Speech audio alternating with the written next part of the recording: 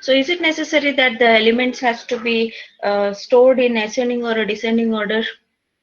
Is it necessary in case of linear search? No. Not necessary. Okay. So how we are going to search the element? With the help of key element. Okay. So if we know what are the data which we have stored in an array, I should be knowing. So if I know that the number ranges from 1 to 10, then I can search any number between 1 to 10. Okay, so here data is a linear array with again n elements, and item is a given item of the information. Item is the key element to be searched.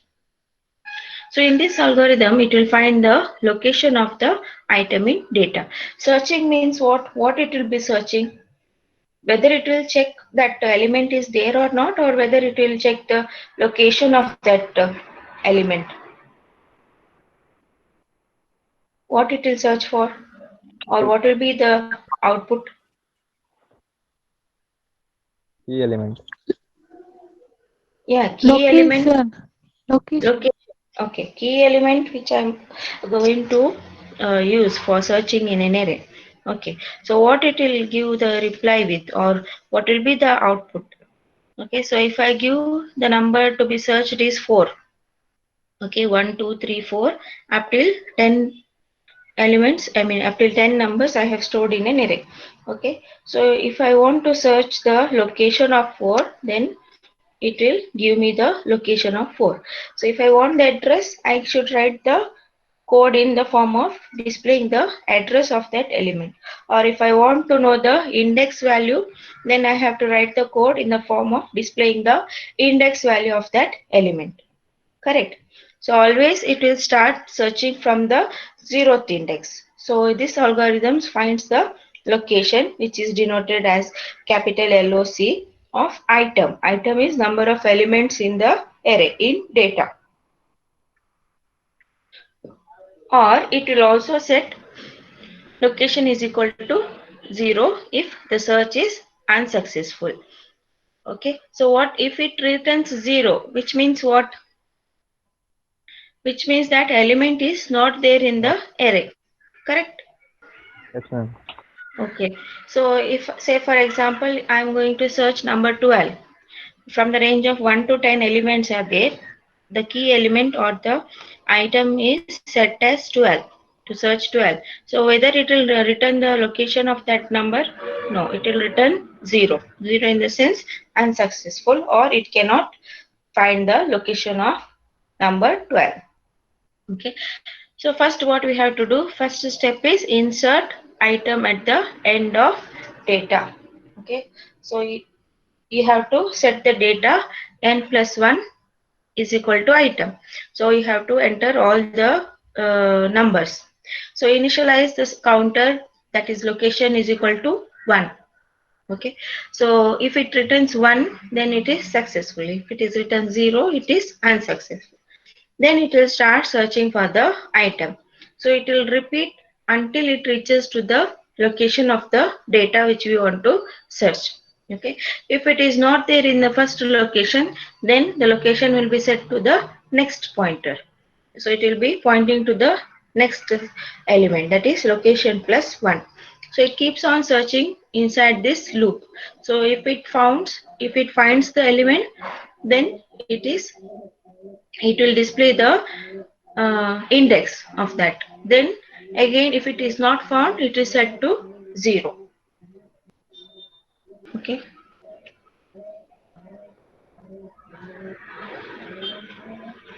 Have you studied about a string? Okay. So what is a string? When I can call a particular element as a string?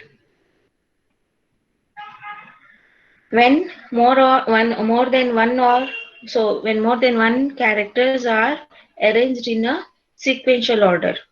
Okay, finite elements. Okay, a finite number of characters, when it is arranged in a sequential order, then it is considered as a string.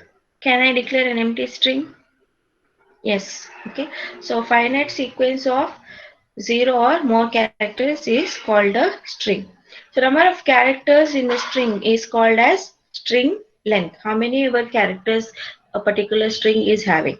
So after calculating it, we are using a code. Whatever the numbers we are going to get as a result is considered as a string. So what does that result know us? So what knowledge will be getting with that result? That is, the number of characters in the string is considered as a length. Okay, string with zero character is called as a empty string or a null string. Double quote. Okay, so specific strings are denoted by enclosing their characters in single quotation marks, but quotation marks may be omitted when the context indicates as the expression is a string.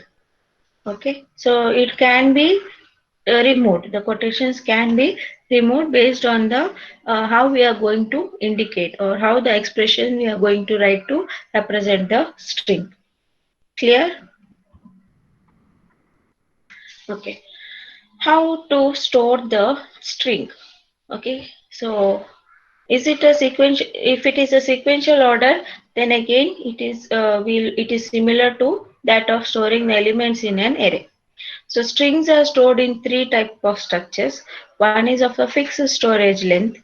First, I have to declare what is the length of that particular array.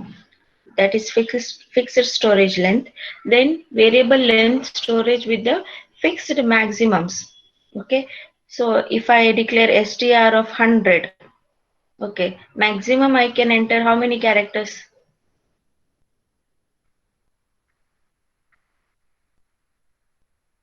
If I declare 100 characters. Okay, so I cannot insert 101th character into the string, but the length of the string may be varied. So that is a second type of storage, that is variable length storage, but with the fixed maximums. Next one is the linked storage practice. Okay, how to link the data one after the another. So one data to another link. So what is a variable length structure with the fixed maximums? Means storage of variable length strings in the memory cells, but with fixed length can be done in two ways. How? So we can use a marker like $, to indicate the end of the string, represent the end of the string. Okay, or the last end of the particular word. Okay, so we can either use indicate the end of the string, or we will be using a null character, that is /0. So we can list the length of the string as an additional item in the pointer array. So entering any character to it. Okay, so what is a linked storage? Strings are stored in a linked list. So one array will be having a particular string. The end of that first array will be having the address, or it will be pointing to the next array which is having another string. So that is called as a linked list. Okay, so each node contains an item called as linked, which points to the next node in the list. So that item may be in the beginning of the array or at the end of the array in which the string is stored. Understood? So what is a linked storage? Strings are stored in a linked list. How? So how the list is linked to each other? Each node will be containing an item called as a link. So this link will be pointing to the next node in the complete list. Okay, in the linked list. So this will continue until the number of arrays, or until the number of strings which are stored in that linked list are linked to one another. Okay, so if there are 5 strings in a linked list, so there will be 5 link pointers pointing to the next node of one another. Okay, the first node will be having the link of the second node will be having the link of the third node, and so on. The last node will be having no links. So how to access the substring from a given string requires 3 pieces of information. So for accessing the substrings in a given string, we need to know 3 things. What are they? the name of the string or the string itself. So without knowing the name of the string, which that is a variable in which the string is stored, or the string itself can be the variable. Okay, so without knowing the string name, can I search for a substring of it? No. Okay, so first thing I have to know the name of the string or string itself. Then I should know the position of the first character of the substring in a given string. So say for example, if the given string is much more longer, in that case, it will take time for me to search for the substring. So if I know the position of the first character of the substring, then it will be easy for accessing the substring from the given string. Then I have to uh, also know the length of the substring. What happens if I don't know the length of a substring? So first position I know, but I don't know until where that I don't know where to stop reading the substring from a string. So if I know the length, what I can consider is, or what we can calculate is, from the beginning, that is from the first character till the length of that particular given string, I can consider it as substring. Correct. So the length of substring or the position of the last character of the string should be known. Okay. So if I know the length, I will calculate from the first position. But if I know the last character, I will consider the substring from the first position to the last position or the last character of the given string. Understood. So what are the three things I have to know for accessing, that is for retrieving the string from a, sorry, retrieving a substring from a string. First of all, I have to know the name of the string, or string itself will be considered as a name. Then I have to know the first character or the position of the first character of the substring in the given string. Then I have to know, to stop accessing the characters of a substring, I should know either the length of the substring, or I should know the last character of the substring in the given string. Correct. So what is the general syntax of accessing a substring? So what are the three cases I need to know? First is the string name, substring of string. Second thing I know have to know is the first character, position of the first character. So that is considered as a initial. Otherwise, I have, and the third thing I have to know is the length of the string. Okay, so if I'm going to consider the length, then it will be the length. If I am going to consider the last character, then it will be considered as end. Instead of length, it will be end. Okay, so say for example, I have a string called as hello, good morning. Okay, hello, good morning is the string name. Okay, so next, they have given the initial point as 7 and the length of that particular substring is 4. Now, where it is pointing the 7.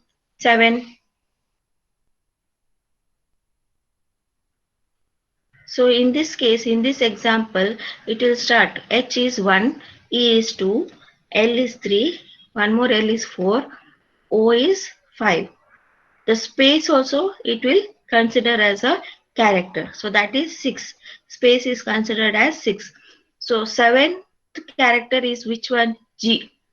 G is the seventh character. So from there I can understand that from there the substring starts. So what is the length specified? 4. So G is 1, O is 2, another O is 3, D is 4. The length is 4. So I have to stop accessing the substring from there.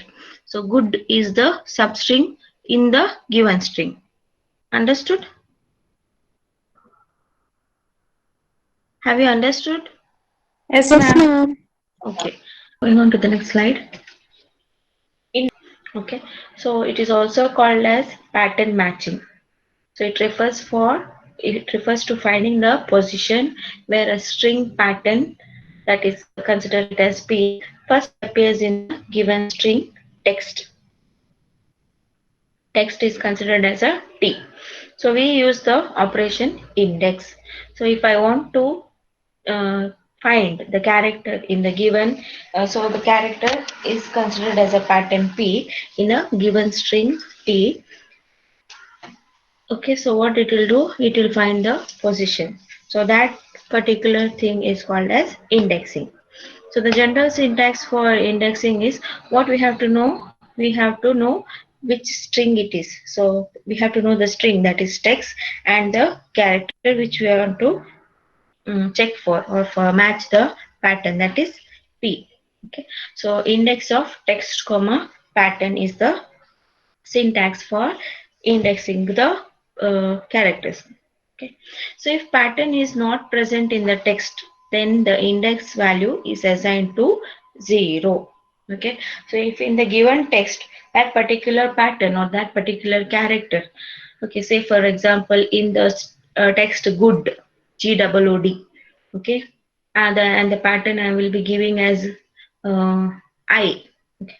So what will be the index of that? The index of I is 0 because that particular pattern is not there in the text. Okay. So the argument string and the text can be either string constants or a string variables.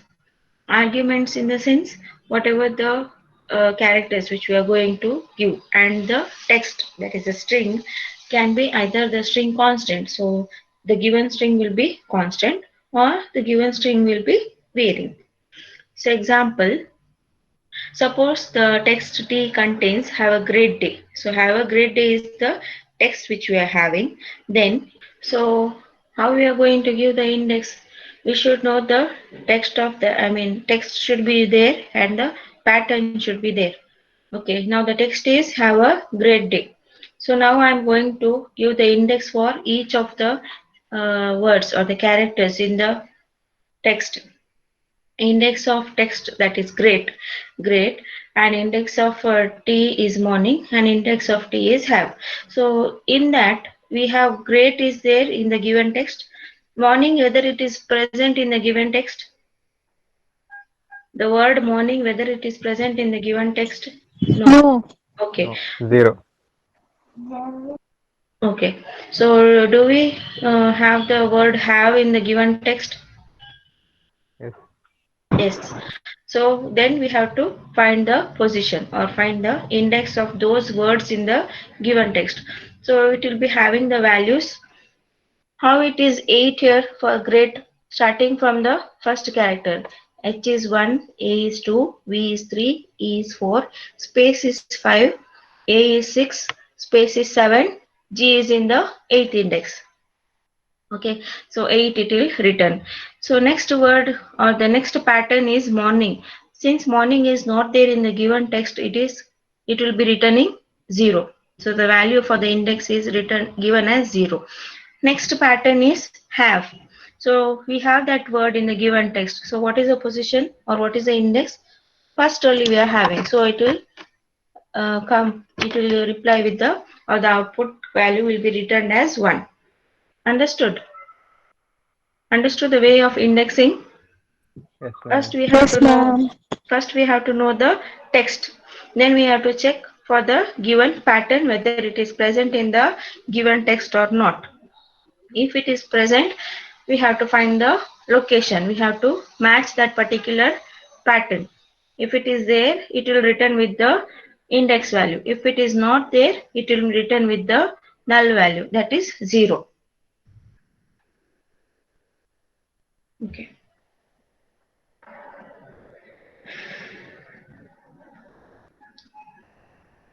What is concatenating? What is concatenation or concat operation will do? What a concat operation will do?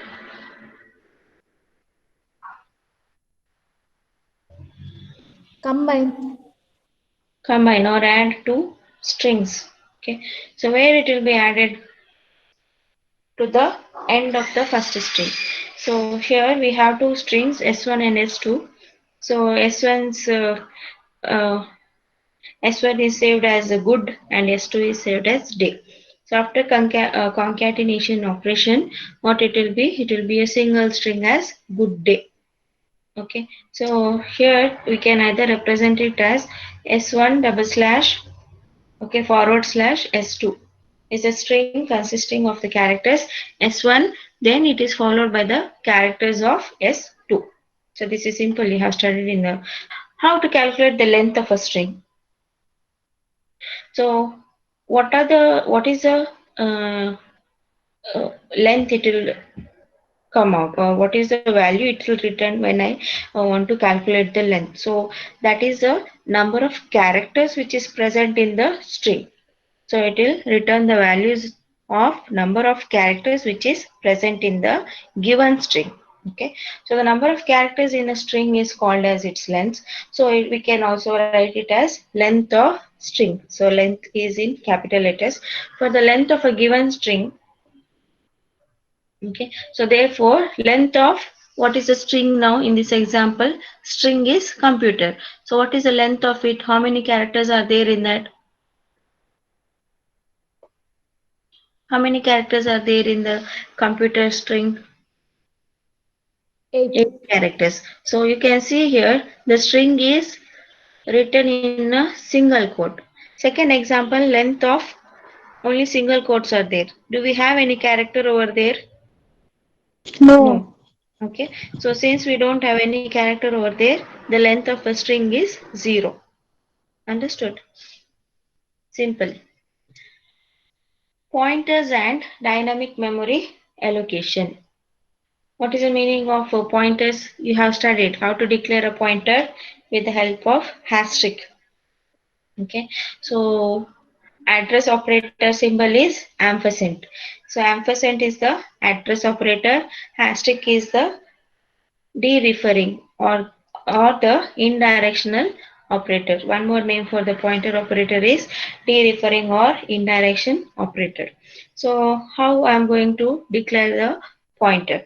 Okay, I have one number int I, comma star pointer to that particular variable I. Okay, particular pointer to that number I, that is star p of I.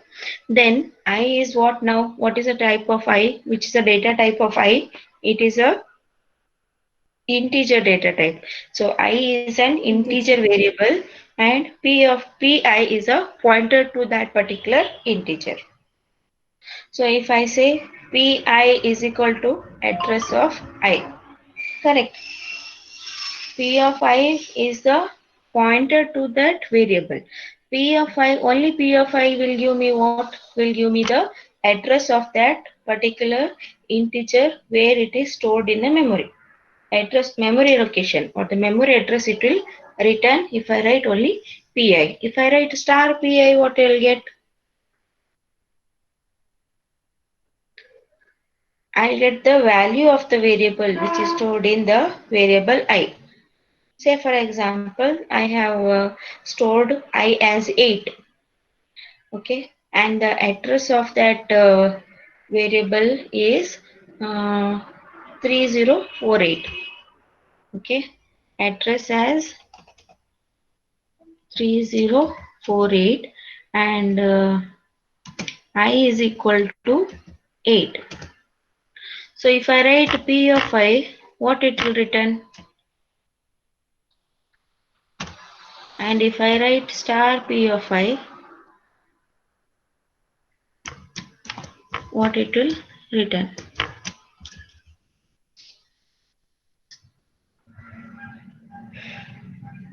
Answer.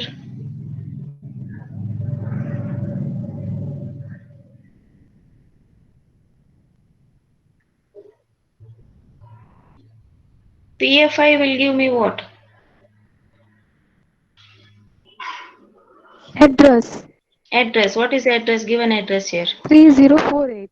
PI is equal to 3048 48. and star P of I is 8. equal to 8. 8. Understood? So P of I will return the address. What you do is, if it is confusing, only remember one concept. Remember only one concept, that is P of I address. Automatically you will come to know the another one. If P of I is address, star P of I is value. Okay, if both the things it is difficult for you to keep in mind, keep only one concept in the mind. Either star P of I will give me the value, or keep in mind that P of I will give me the address of that particular variable, of that particular integer. So if I keep one thing in mind, P of I is address, then I need not get confused that star P of I will give me the value. Obviously, both the cases will not give the same value, isn't it? So P of I is address. Star P of I is the value of the whatever the integer variable we have used to store. Correct? Okay. Now here the value of I is 10.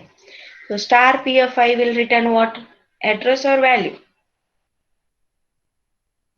Value. It will return value. Value. P of I will return what? Address. Address. Address. Okay, fine. Understood, right?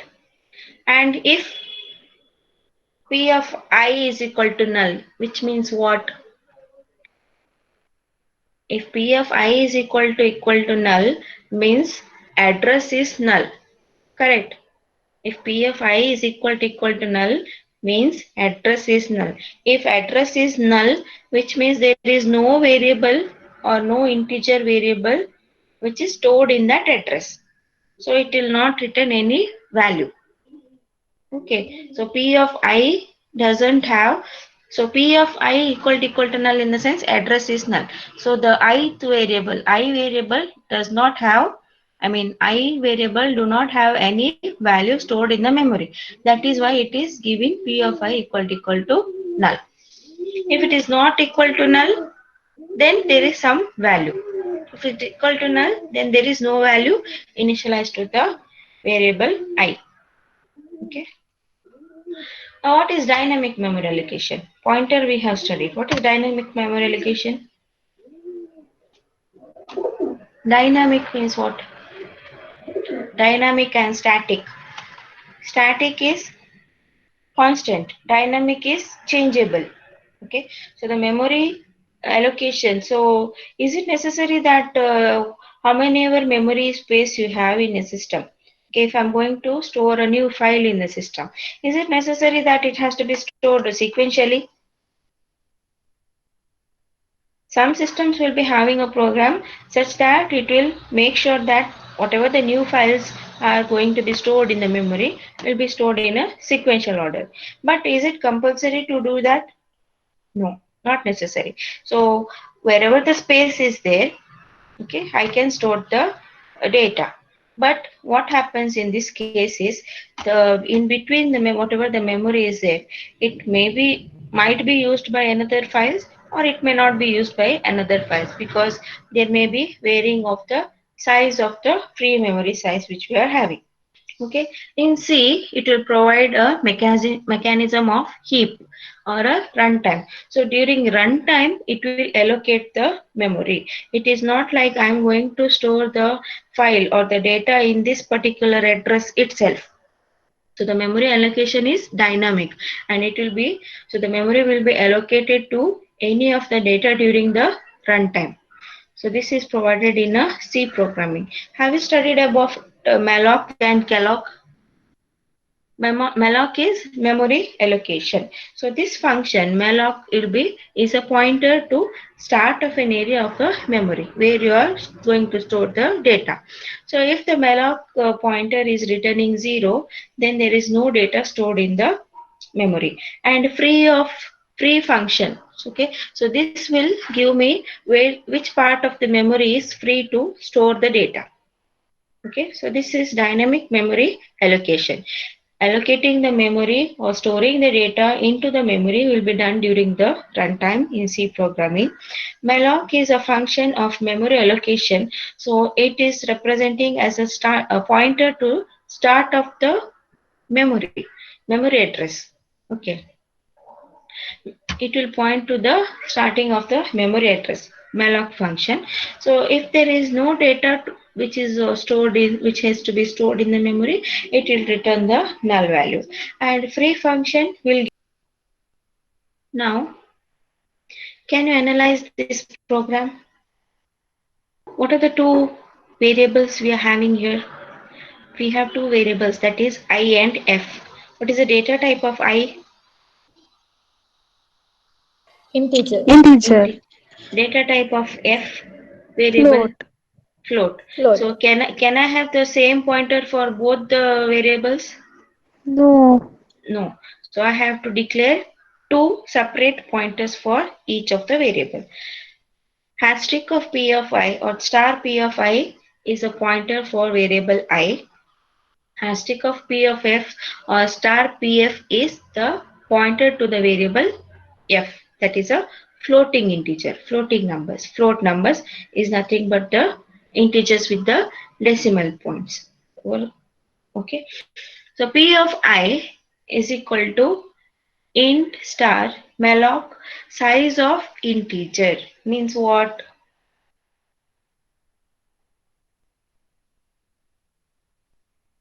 Malloc is what? Malloc is a function which will act as a pointer to the starting of the memory address, isn't it? So size of keyword you have used, isn't it, in the first semester? I mean in the first year. Size of is used for checking what is the length or what is the size of a integer. Size of int or whatever the value we are going to store in an integer. What is the size of int? How much memory it needs? How much memory it needs? 2 bytes of memory. What about float? How much memory it needs? 4. 4 bytes. Okay. So size of integer is 2 byte. Size of float is 4 bytes. So it will allocate 2 bytes of memory in case of integer malloc. Okay, memory allocation of 2 bytes. In case of float, it will allocate 4 bytes. Malloc, that is memory allocation of size of float. Memory is allocated for 4 bytes. Now what is this int star? Star is, say for example, int of I will be a number, integer. Okay, so it need not be only one integer. There may be two integers also. So depending upon the star value, it will be allocating the size. Okay, now star p of I is equal to 1024. So star p of I will give me what? The value of, is this the value or address? 1024.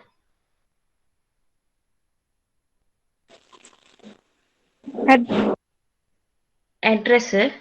P of I is equal to address of Value. I. Value. Only P of I is address of I. Star P of I is the value of I. So star P of I is equal to 1024. So this is the value which is stored in the variable I. Star P of F is again the value, not the address. So 3.14 is the value which is stored in the variable F. Okay. Now we are going to print this. So the print statement is written as integer is equal to, what is the data representation for integer? Percentage. How to represent integer? Percentage D. D. For float? Percentage F. Percentage F. So integer is equal to percentage D. Float is equal to percentage F. Slash n will give me what? X line. New line. Okay. Yeah. Star pi is, it will return what? So percentage d, from where it will access? From star p of I. So it will retrieve the value which is stored in variable I. It will go to the pointer p, and that pointer will point to the variable I, and from that I it will take the value and it will be displaying. Okay, star p of f means what? This percentage f, what it will do, the control will move to the pointer p. That pointer p will be pointing to the variable f, and whatever the value is stored in f will be returned as percentage f. What is this free p of I and free p of f? What it will give?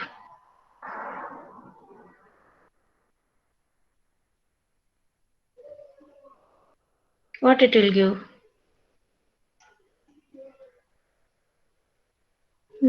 it will give the unused memory. Okay, now here memory allocation is done, isn't it?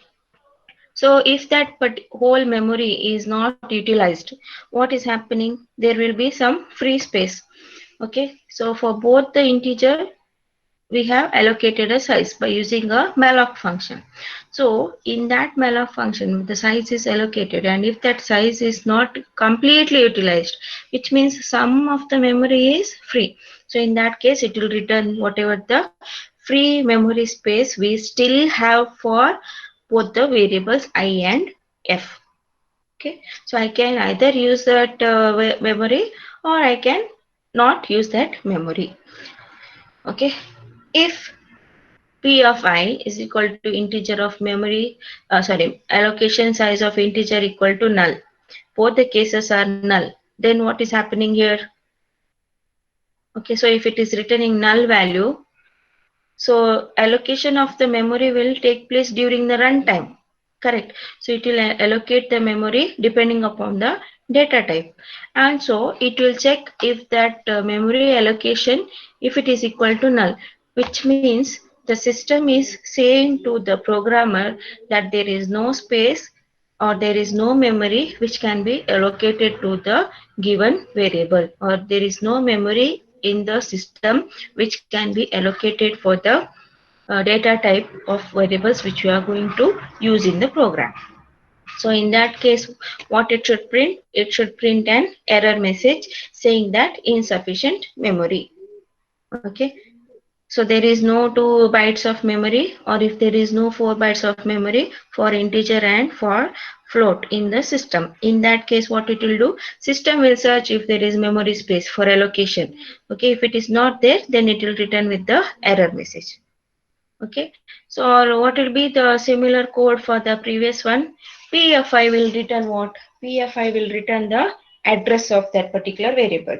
Star PFI will return the value. PFI will return the address. Similarly, star PFF will return the address of floating variable.